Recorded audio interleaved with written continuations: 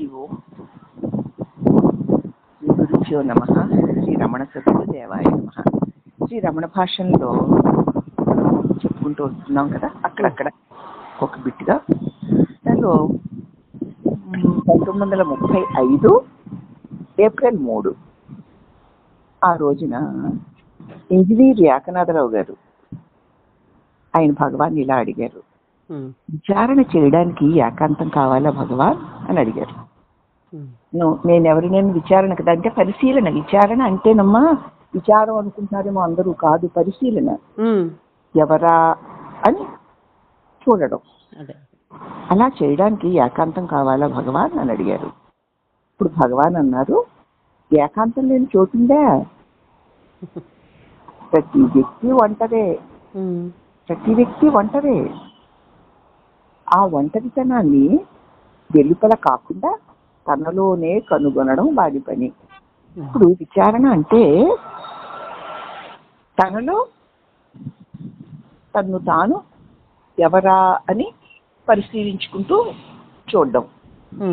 లోపల చూడాలా, బయట చూడాలా? లోపలే. కానీ మనం ఏంటంటే పరిశీలించడం, విచారణ చేయడం అంటే ఎంతసేపు బయట విషయాలను పరిశీలించి విచారణ చేసి సమాధానాన్ని రాబట్టుకోవడానికి అలవాటు పడ్డాం.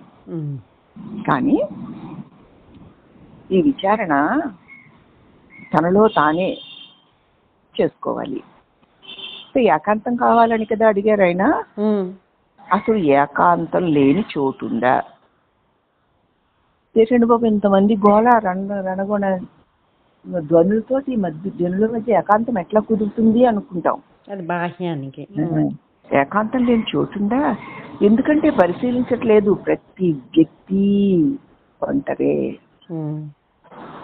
ప్రతి వ్యక్తి. అవును, ఒక్కడే ఉన్నాడు.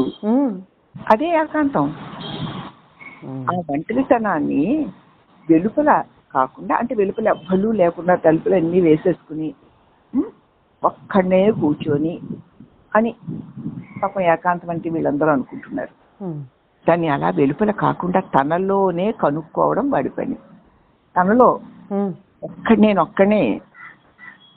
అట్టి నన్ను నేనెవరా అని పరిశీలించి చూడడం అని చెప్పారు భగవాన్. సరే గాని వ్యావహారిక ప్రపంచం వ్యామోహాన్ని పెంచుతోంది కదా అన్నారు ఆయన, ఏకనాథరావు గారు. మహర్షి అంటున్నారు, వ్యామోహం పడకుండా, వ్యామోహం పెంచుతుంది అంటున్నావు కదా, వ్యామోహం పడుతుంటేనే కదా పెంచుతుంది. అంతే.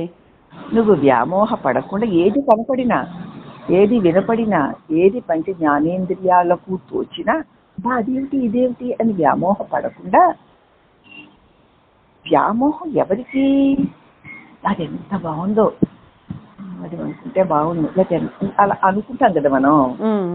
అనుకోకుండా బాగుంది నిజమే, కానీ ఇది ఎవరికి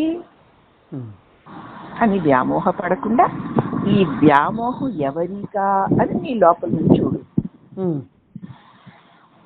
చూస్తే నాకు అని కదా సమాధానం వస్తుంది. అంతే. ఆ నేను ఉంటేనే ఏ పంచ విషయాలు, వాటి పట్ల మంచి చెడ్డలు, బాగోగులు అన్నవన్నీ ఆ నేను ఉంటేనే కదా ఉన్నాయి. ఎవరికంటే నాకు అని నీకు తెలుస్తుంది. ఎప్పుడైతే నీకు ఈ వ్యామోహాల పీడ వదలాలి అంటే ఇదిగో ఈ స్వల్ప అభ్యాసం చాలు. వ్యామోహం కలిగింది ఆహా అని ఉరకకుండా ఎవరికి అని నిలబడు.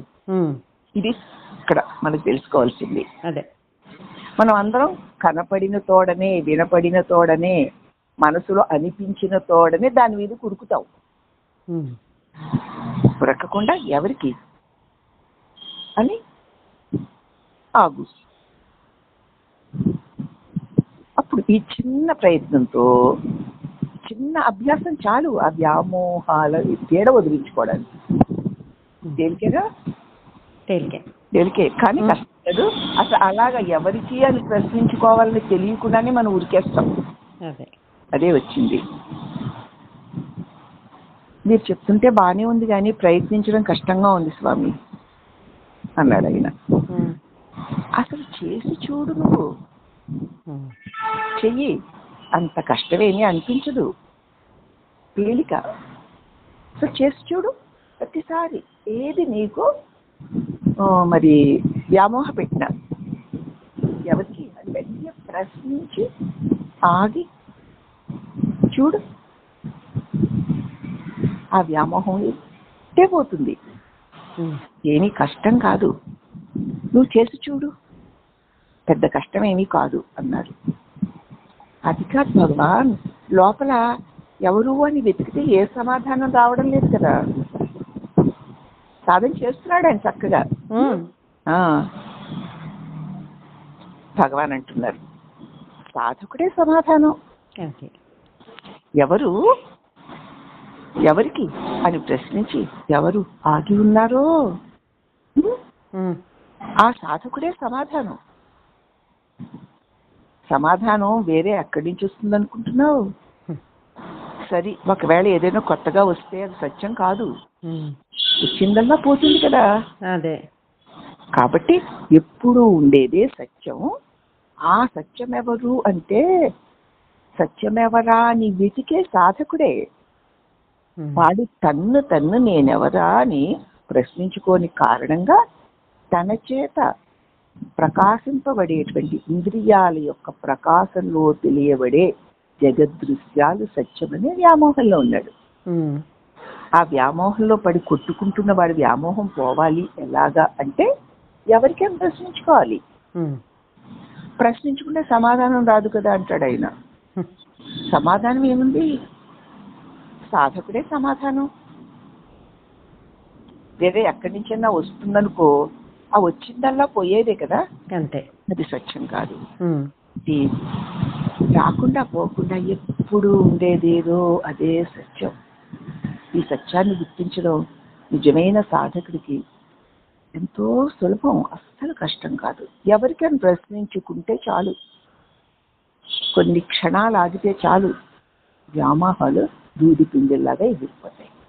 ప్రయత్నించి చూడండి అని భగవాన్ ఎంతో లాలనగా చక్కగా మనం భగవాన్ మార్గంలో సాధన చేస్తున్నాం కదా, మనందరికీ చాలా తేలికైనటువంటి ఉపాయాన్ని ఏకనాథరావు గారి ప్రశ్న ద్వారా మనకి అందించారమ్మా. భగవాన్కి అనేక వందనములు.